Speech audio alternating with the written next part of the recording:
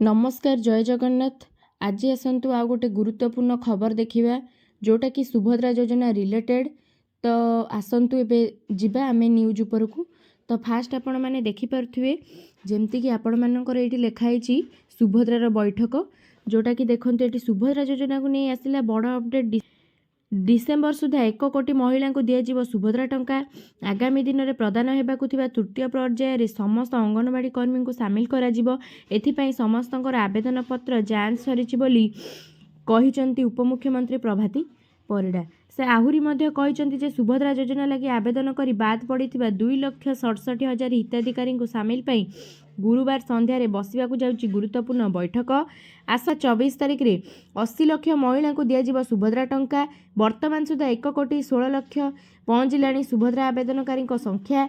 5 लाख आवेदनकारी को single account देबाकू पुणी appeal करिसेंती उपमुख्यमंत्री। गोटे मोबाइल नंबर सह एकाधिक अकाउंट लिंक रही। डिसेम्बर में पुणी मिलिबो चतुर्थ पर्यायर।